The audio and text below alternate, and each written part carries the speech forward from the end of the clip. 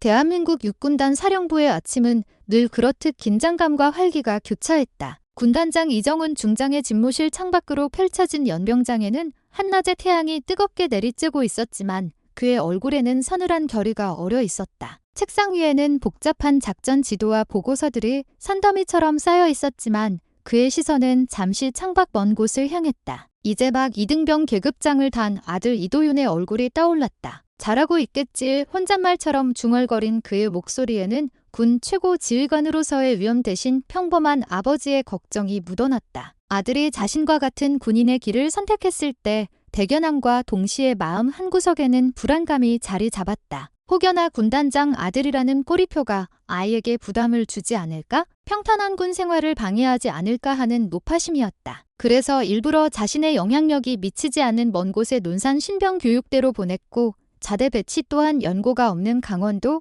철원의 전방 사단으로 가게끔 두었다. 그것이 아들을 위한 최선의 배려라 믿었다. 한편 강원도 최전방에 위치한 비룡부대 이도윤 이병은 숨막히는 긴장감 속에서 첫 자대 생활을 시작하고 있었다. 낯선 환경, 칼 같은 군기, 그리고 무엇보다 소대장 장민호 중위의 존재는 매 순간 그를 짓눌렀다. 장중위는 겉으로는 유쾌하고 호탕한 척했지만 종종 그의 눈빛에서는 병사들을 향한 차가운 경멸과 알 수 없는 분노가 느껴졌다. 특히 자신에게는 더욱 그랬다. 처음 전입 신고를 할 때 도윤의 서류에서 아버지의 이름을 본 장중위의 입가에 스쳤던 미묘한 미소를 그는 잊을 수 없었다. 그것은 결코 호의의 표현이 아니었다. 몇 주 후 이정훈 군단장은 연례적인 작전지역 시찰의 일환으로 비룡부대가 속한 사단을 방문했다. 사단장과의 공식적인 회의와 브리핑을 마친 후 그는 마침 아들이 이 근처에 복무 중인데 잠깐 얼굴이라도 보고 가야겠다며 수행원들에게 양해를 구했다. 사단장은 흔쾌히 허락하며 직접 도윤이 속한 보병대대로 안내했다. 대대장 사무실에서 잠시 대기하던 이정훈 앞에 마침내 아들 도윤이 나타났다. 그러나 아들의 모습을 본 순간 그의 심장이 쿵 하고 내려앉았다. 짧게 깎은 머리 아래 드러난 도윤의 왼쪽 뺨에는 시퍼런 멍이 들어있었고 깁술 한쪽은 터져 부어 있었다. 군복 소매 밖으로 살짝 드러난 팔목에도 긁힌 상처가 보였다. 도윤아, 이게 어찌 된 일이냐? 이정훈의 목소리가 낮게 가라앉았다. 함께 있던 사단장과 대대장의 얼굴에도 당혹감이 스쳤다. 도윤은 아버지의 시선을 피하며 고개를 숙였다. 아닙니다. 그냥 훈련 중에 좀 다쳤습니다. 훈련 중에? 어떤 훈련을 했기에 얼굴이 이 모양이 된 거지? 그때 도윤의 뒤에 서 있던 장민호 중위가 앞으로 나서며 경례를 붙였다. 충성, 군단장님께 보고드립니다. 소대장 중위 장민호입니다. 이도윤 이병은 어제 실시된 수색 정찰 훈련 중 산악 지역에서 발을 헛디뎌 넘어지면서 다친 것입니다. 즉시 의무실에서 치료받았고 현재는 이상 없습니다. 장중위는 태연하게 보고했지만 이정훈은 그의 눈빛에서 석연치 않은 점을 발견했다. 아들의 굳게 담은 입술과 불안하게 떨리는 눈동자는 단순한 사고가 아님을 말해주고 있었다. 이정훈은 더 묻고 싶었지만 여러 지휘관이 함께 있는 자리에서 아들을 다그칠 수는 없었다. 그는 도윤의 어깨를 두드리며 말했다. 몸 조심해라. 아비 걱정시키지 말고 짧은 만남을 뒤로하고 부대로 복귀하는 차 안에서 이정훈의 마음은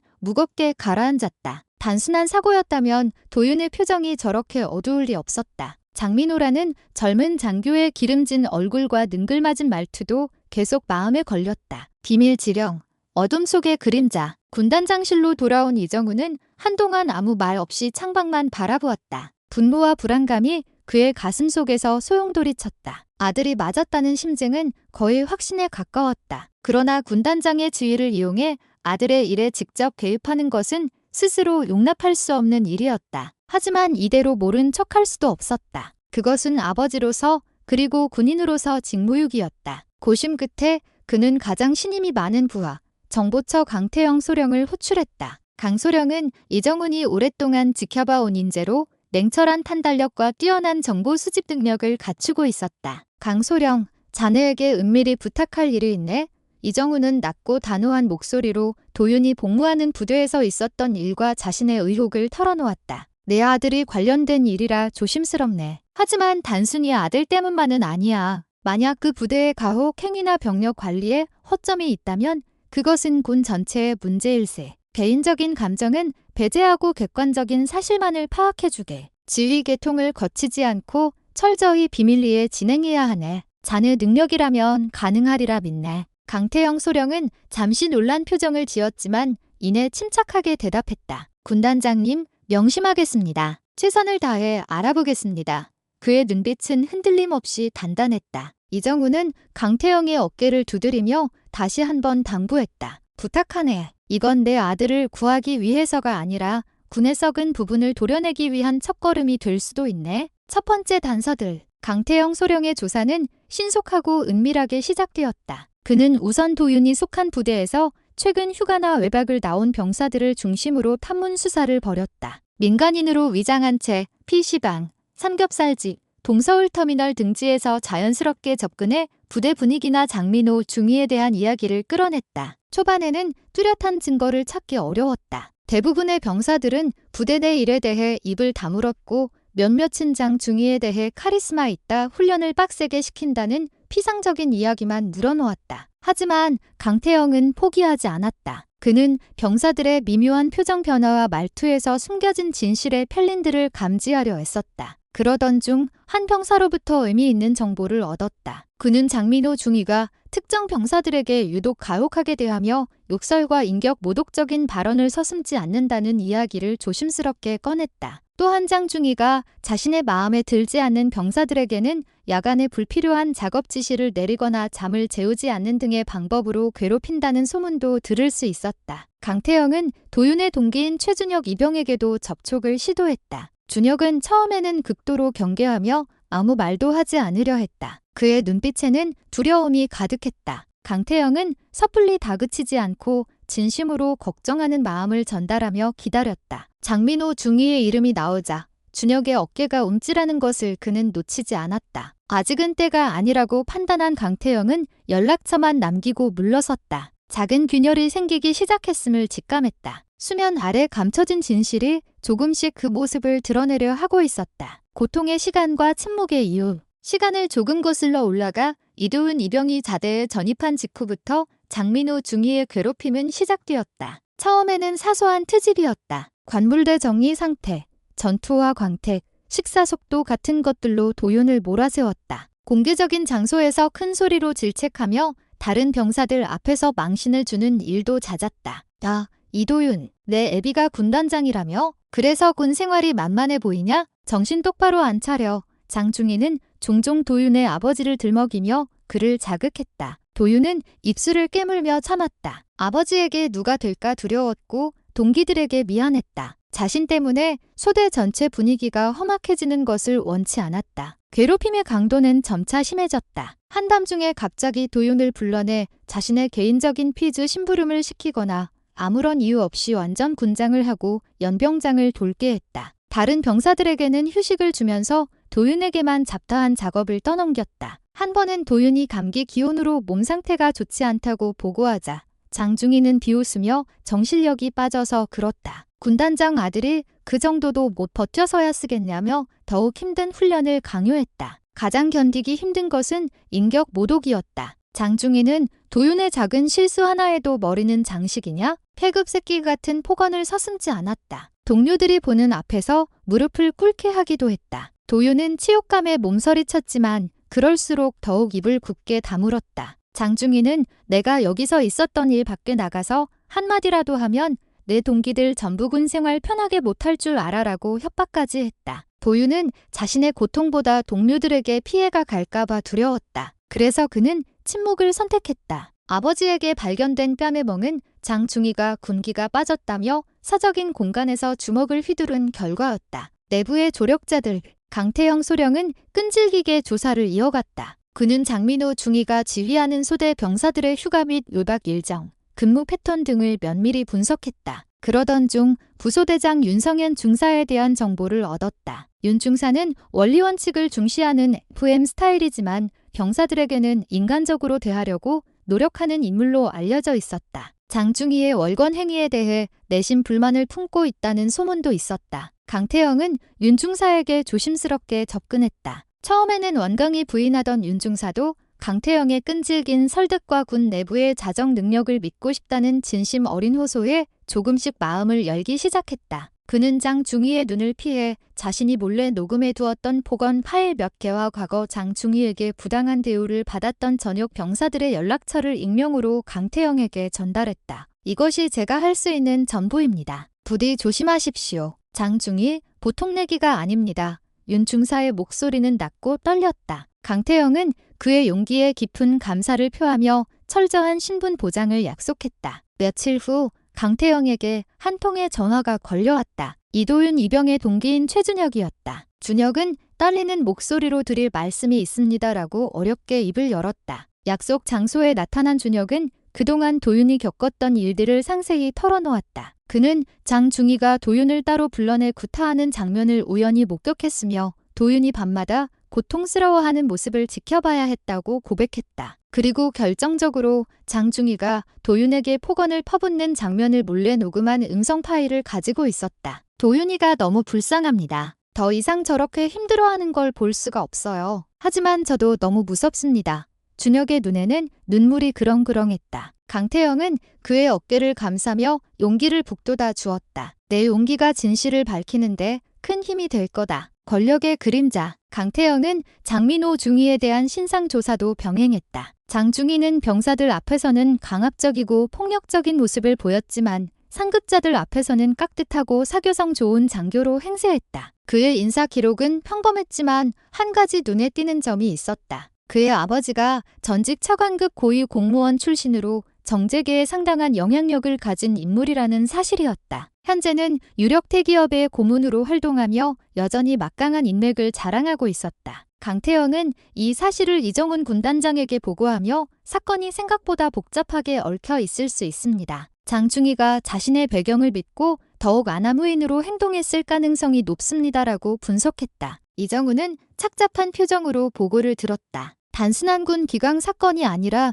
권력형 비리와 얽혀 있을 수도 있다는 예감이 들었다. 장민호의 시점에서 보면 그는 자신의 행동을 군기를 잡기 위한 필요악 정도로 합리화하고 있었다. 스트레스가 쌓일 때마다 만만한 병사들에게 화풀이하는 것이 일종의 습관처럼 굳어진 상태였다. 특히 군단장 아들이라는 도윤의 존재는 그의 뒤틀린 우월감을 자극하는 존재였다. 자신보다 훨씬 강력한 배경을 가진 아버지 밑에서 자랐을 도윤에게 열등감을 느끼면서도 동시에 그를 짓밟음으로써 쾌감을 느끼는 이중적인 심리 상태를 보였다. 그는 설사 문제가 생기더라도 아버지의 힘으로 해결할 수 있을 것이라는 오만한 믿음을 가지고 있었다. 군단장의 결단. 강태영 소령은 그동안 수집한 증거와 정황들을 정리하여 이정훈 군단장에게 중간 보고를 올렸다. 보고서에는 장민호 중위의 상습적인 폭설, 사적 지시, 구타 의혹 그리고 이를 뒷받침하는 윤성현 중사와 최준혁 이병의 증언, 녹취 파일 목록이 상세히 기록되어 있었다. 특히 도윤이 겪은 일들은 별도로 정리되어 첨부되었다. 보고서를 읽어 내려가는 이정훈의 얼굴은 점점 굳어갔다. 미간에는 깊은 주름이 패였고 입술은 굳게 다물어졌다. 아들이 겪었을 고통과 모멸감을 생각하니 피가 거꾸로 솟는 듯했다. 군복을 입은 군인이 아니라 한 마리 늑대에게 아들을 맡긴 것과 다름없었다. 이런 놈이 장교라고 감투를 쓰고 내 아들뿐 아니라 귀한 우리 장병들을 능멸하고 있었다니. 이정훈의 목소리에는 참을 수 없는 분노가 실려 있었다. 그는 주먹을 불끈 쥐었다. 아들을 지키지 못했다는 자책감과 함께 군의 명예를 더럽힌 장민호와 이를 제대로 관리 감독하지 못한 시스템에 대한 분노가 치밀어 올랐다. 강소령, 수고 많았네. 이 정도 증거라면 더 이상 묻고 할 수 없네. 그의 눈빛은 차갑게 빛나고 있었다. 아들의 문제가 아니었다. 이것은 군 기강의 문제였고 정의의 문제였다. 그는 더 이상 한 개인의 아버지가 아닌 군 전체의 기강을 바로 세워야 할 군단장으로서 결단을 내려야 했다. 냉철한 조언과 아버지의 위로.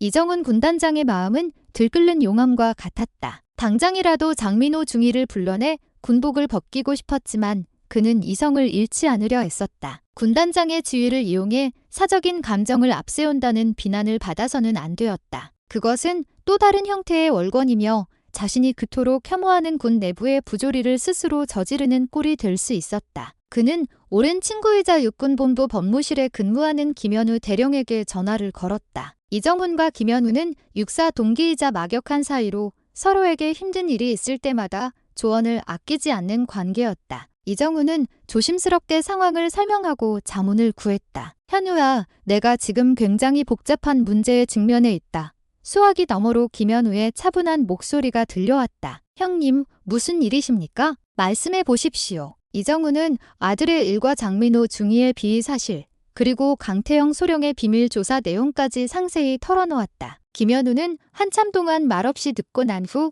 신중하게 입을 열었다. 형님, 심정은 충분히 이해합니다. 하지만 이럴 때일수록 냉정하셔야 합니다. 확보된 증거들이 명확하다면 정식 절차를 통해 문제를 해결해야 합니다. 만약 형님께서 직접 나서시면 장중위 측에서 표적 수사나 보복성 조치라며 반발할 빌미를 줄 수 있습니다. 특히 장중위의 배경을 고려하면 더욱 그렇습니다. 김현우는 절차적 정의의 중요성을 강조하며 감정을 앞세우기보다는 확실한 증거를 바탕으로 법과 규정에 따라 처리할 것을 권고했다. 그는 또한 장민호의 아버지가 군 내부에도 영향력을 행사하려 할 가능성을 언급하며 그에 대한 대비도 필요하다고 조언했다. 섣불리 움직이지 마시고 증거를 더욱 확실하게 다지십시오. 그리고 공정한 수사가 이루어질 수 있도록 외부의 압력으로부터 수사팀을 보호하는 것이 형님께서 하실 일입니다. 김현우의 조언은 이정훈에게 냉철함을 되찾아 주었다. 그는 개인적인 분노를 잠시 접어두고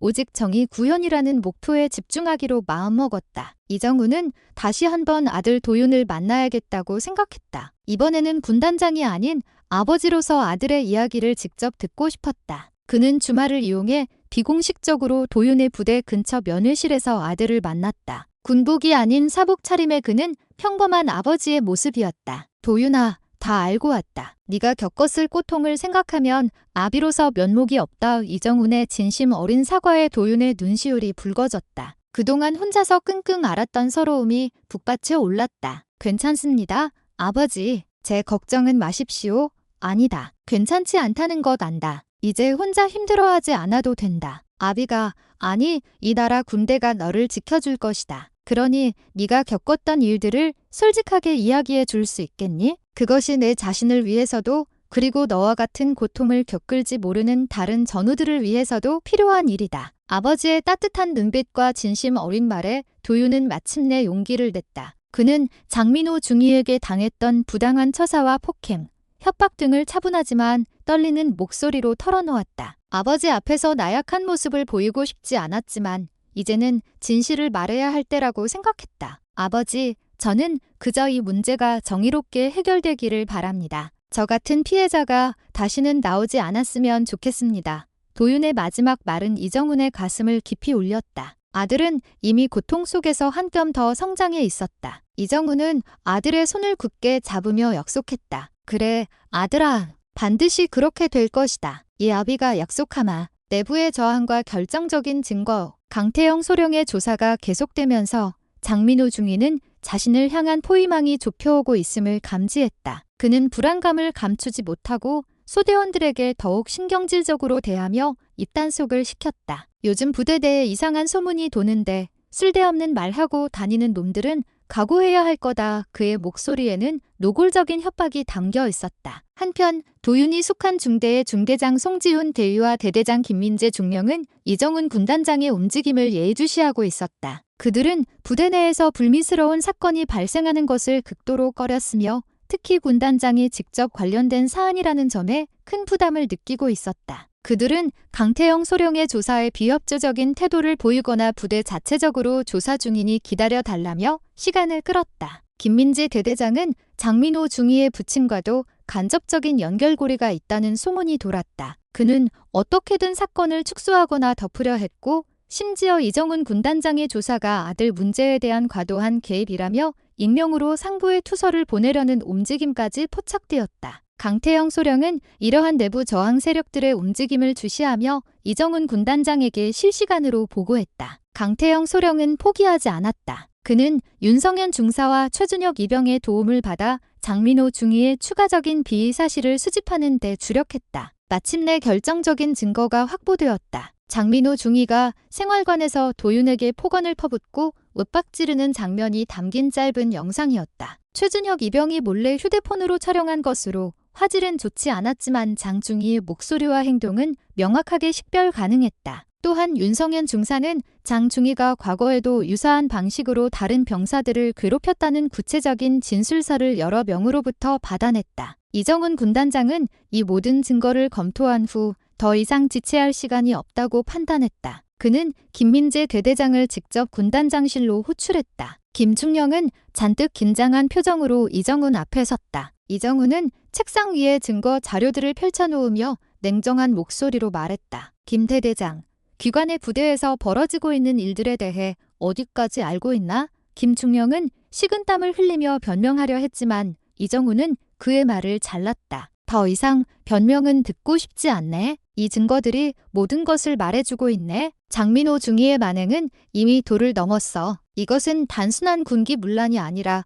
명백한 범죄 행위세. 이정훈은 김충령의 눈을 똑바로 응시하며 단호하게 말했다. 즉시 장민호 중위를 직위 해제하고 정식으로 헌병대의 수사를 의뢰하게. 이것은 군단장의 명령이자 한 아들을 둔 아버지의 절규이기도 하네. 만약 대대장이 이 문제를 제대로 처리하지 못한다면 지휘 책임을 엄중히 묻겠네. 군의 명예를 더럽히는 자는 누구든 용서할 수 없다는 것을 명심하게. 이정훈의 목소리에는 강철 같은 의지가 담겨 있었다. 김민지 대대장은 고개를 떨군 채 아무 말도 하지 못했다. 군단장의 결단은 내려졌고 이제 폭풍이 몰아칠 차례였다. 폭풍과 외압, 그리고 정의의 실현. 김민지 대대장은 이정훈 군단장의 단호한 명령에 더 이상 버틸 수 없었다. 그는 즉시 장민호 중위에 대한 직위해제 명령을 내리고 사단 헌병대에 정식으로 수사를 의뢰했다. 군단장의 직접적인 지시가 있었던 만큼 수사는 신속하게 착수되었다. 장민호 중위는 모든 직무에서 배제된 채 헌병대의 조사를 받게 되었다. 이 소식은 곧 장민호의 아버지에게도 전해졌다. 전직 고위 공무원 출신인 장민호의 아버지는 아들이 군단장 아들을 괴롭힌 혐의로 수사를 받게 되었다는 사실에 경노했다. 그는 즉시 자신이 가진 모든 인맥을 동원하여 수사에 압력을 행사하려 시도했다. 국방부의 고위 간부들에게 전화를 걸어 선처를 부탁하는가 하면 언론계 지인들을 통해 이정훈 군단장을 아들의 문제에 사적인 감정을 앞세워 과잉 대응하는 지휘관으로 몰아가려는 움직임도 보였다. 내 아들이 그럴 리가 없어. 뭔가 오해가 있거나 아니면 박 군단장이 개인적인 감정으로 내 아들을 희생양으로 삼으려는 거야. 장민호의 아버지는 뻔뻔하게 외쳤지만 그의 눈빛에는 초조함이 역력했다. 이러한 외압의 움직임은 김현우 대령에게도 감지되었다. 그는 이정훈 군단장에게 상황을 알리며 예상했던 대로입니다. 하지만 걱정 마십시오. 법과 원칙에 따라 공정하게 수사가 진행되도록 제가 최선을 다해 지원하겠습니다. 어떤 외압도 통하지 않도록 막겠습니다라고 힘주어 말했다. 김현우는 법무실 내에서 신망이 두터운 수사팀을 구성하여 이번 사건을 전담하도록 조치하고 외부의 부당한 간섭을 철저히 차단했다. 헌병대의 수사가 본격적으로 시작되면서 이도윤 이병과 최준혁 이병, 그리고 윤성현 중사는 주요 증인으로 조사를 받았다. 그들은 용기를 내어 자신이 보고, 듣고, 겪었던 일들을 상세히 진술했다. 특히 도윤은 장민호 중위로부터 당했던 폭언, 폭행, 부당한 지시들을 담담하지만 명확하게 증언했다. 그 과정은 결코 쉽지 않았다. 끔찍했던 기억을 다시 떠올리는 것은 고통스러운 일이었고 혹시나 모를 뽀복에 대한 두려움도 남아 있었다. 하지만 그들은 혼자가 아니었다. 강태영 소령은 증인 보호 프로그램을 통해 그들의 신변 안전을 확보하고 심리적인 안정을 취할 수 있도록 지원했다. 또한 장민호 중위의 만행이 알려지면서 과거 그에게 피해를 입었던 다른 병사들도 용기를 내어 속속 증언에 동참하기 시작했다. 그들의 증언은 장민호의 범죄 사실을 더욱 명확하게 입증하는 증거가 되었다. 어떤 병사는 장 중위의 강요로 사적인 용무에 동원되었던 경험을, 어떤 병사는 한겨울에 얼음물에 들어가는 가혹 행위를 당했던 사실을 털어놓았다. 그의 악행은 상상을 초월했다. 이정훈 군단장 역시 힘든 시간을 보내고 있었다. 장민호 측의 공세는 집요했다. 그들은 이정훈이 아들의 문제에 부당하게 개입했다는 익명의 투서를 여러 곳에 살포했고 일부 언론에서는 확인되지 않은 소문을 바탕으로 자극적인 기사를 내보내기도 했다. 군 내부에서도 그를 못마땅하게 여기는 시선들이 느껴졌다. 어떤 이들은 그가 군 전체의 명예를 실추시켰다고 비난했고 어떤 이들은 그의 강경한 태도가 군 조직의 화합을 해친다고 수군거렸다. 하지만 이정훈은 흔들리지 않았다. 그는 언론 인터뷰 요청에 일절 응하지 않고 오직 수사가 공정하게 진행되는 데만 집중했다. 그는 자신에게 쏟아지는 비난과 의혹에 대해 시간이 지나면 진실은 밝혀질 것이다. 나는 군인으로서 그리고 한 명의 아버지로서 마땅히 해야 할 일을 하고 있을 뿐이다. 군복 뒤에 숨어 자신의 지위를 악용하는 자는 결코 용납될 수 없다고 내부 회의에서 단호하게 말했다. 그의 곁에는 김현우 대령과 강태영 소령, 그리고 그를 믿고 따르는 많은 부하들이 있었다. 그들은 이정훈의 신념을 지지하며 보이지 않는 곳에서 그를 돕고 있었다. 수사가 진행될수록 장민호 중위는 궁지에 몰렸다. 수많은 증언과 명백한 증거들 앞에서 그가 내세울 수 있는 변명은 없었다. 하지만 그는 끝까지 자신의 잘못을 인정하지 않았다. 오히려 병사들의 군기를 잡기 위한 정당한 지휘였다. 이도윤 이병희 군단장 아들이라는 점을 악용하여 나를 모함하고 있다며 뻔뻔한 주장을 되풀이했다. 그의 눈에는 반성의 기미라고는 찾아볼 수 없었다. 오직 자신의 안위를 걱정하는 이기적인 모습뿐이었다. 그의 아버지 또한 아들의 구명을 위해 백방으로 노력했지만 명백한 증거와 확고한 여론, 그리고 이정훈 군단장과 김현우 대령의 철저한 방어 앞에서 그의 시도는 번번이 좌절되었다. 권력의 힘으로 모든 것을 해결할 수 있다고 믿었던 그의 오만함은 산산조각 나고 있었다. 한편 장민호의 직속 상관이었던 송지훈 중대장과 김민재 대대장도 지휘 책임과 사건 은폐 시도에 대한 조사를 받게 되었다. 그들은 이정훈 군단장의 압력에 못 이겨 마지못해 수사를 의뢰했지만 그 이전까지 장민호의 비위를 묵인하거나 방조했던 사실이 드러나면서 징계를 피할 수 없게 되었다. 그들의 안이하고 무책임한 태도가 결국 더 큰 화를 불렀음을 깨달았을 때는 이미 늦은 후였다. 폭풍은 모든 것을 집어삼킬 듯 거세게 몰아치고 있었다. 희망의 씨앗. 몇 달간의 치열한 수사와 군사 재판 끝에 마침내 장민호 중위에 대한 판결이 내려졌다. 군사법원은 그에게 제기된 직권남용, 가혹행위, 폭행 등의 혐의 대부분을 유죄로 인정하고 징역형과 함께 불명예 전역을 선고했다. 법정에서 판결이 낭독되는 순간 장민호는 고개를 숙였지만 그의 표정에서는 여전히 억울함과 분노가 느껴졌다. 끝까지 자신의 잘못을 뉘우치지 못한 그의 모습은 많은 이들에게 실망감을 안겨주었다. 그의 아버지 역시 아들의 유죄 판결에 망연자실했지만 더 이상 손을 쓸 방법이 없었다. 한때 강력했던 그의 영향력도 정의와 진실 앞에서는 무력했다. 장민호의 비위를 묵인하고 사건을 축소하려 했던 송지훈 중대장과 김민재 대대장 역시 각각 감봉과 고직 해임이라는 징계 처분을 받았다. 그들의 굴력에도 큰 오점이 남게 되었다. 이번 사건은 군 지휘관들에게 병력 관리의 중요성과 부조리를 용납하지 않는 단호한 자세가 얼마나 중요한지를 다시 한번 일깨워주는 계기가 되었다. 이정훈 군단장은 담담하게 판결 결과를 받아들였다. 개인적인 복수심은 이미 사라진 지 오래였다. 그가 바랐던 것은 오직 정의가 실현되고 군의 기강이 바로 서는 것이었다. 그는 이번 사건이 군 전체의 경종을 울려 다시는 이와 같은 불행한 일이 반복되지 않기를 간절히 바랐다. 이도윤 이병은 사건 이후 심리 상담과 치료를 받으며 점차 안정을 되찾아갔다. 끔찍했던 기억은 쉽게 사라지지 않았지만 아버지의 따뜻한 지지와 동료들의 격려, 그리고 정의가 실현되었다는 사실은 그에게 큰 위안이 되었다. 그는 남은 군 복무 기간 동안 위축되지 않고 씩씩하게 생활하려 노력했다. 오히려 이번 일을 계기로 더욱 강인한 내면을 갖게 된 듯했다. 사건이 마무리된 후 도윤은 아버지 이정훈에게 조심스럽게 자신의 고민을 털어놓았다. 군인의 길을 계속 걸어야 할지 아니면 새로운 길을 찾아야 할지에 대한 것이었다. 이정훈은 아들의 어깨를 두드리며 말했다. 아들아, 어떤 선택을 하든 아버지는 너를 지지할 것이다. 중요한 것은 네가 진정으로 원하는 길을 가는 것이다. 이번 일을 통해 네가 무엇을 배웠고 앞으로 어떻게 살아가고 싶은지를 깊이 고민해 보렴. 그리고 내 마음이 이끄는 대로 결정하거라. 아버지의 말에 도윤은 큰 용기를 얻었다. 그는 당장의 결론을 내리기보다는 남은 군 생활을 충실히 마치면서 자신의 미래에 대해 진지하게 고민해 보기로 했다. 최준혁 이병과 윤성현 중사 역시 각자의 자리에서 묵묵히 자신의 임무를 수행했다. 그들의 용기 있는 행동은 많은 이들에게 귀감이 되었지만 그들은 스스로를 드러내려 하지 않았다. 그저 당연히 해야 할 일을 했을 뿐이라고 생각했다. 도윤과 준혁은 이전보다 더욱 끈끈한 전우애를 나누는 사이가 되었다. 장민호 중위 사건은 군 전체에 큰 파장을 일으켰다. 국방부는 즉시 병영 문화 개선을 위한 특별 대책을 발표하고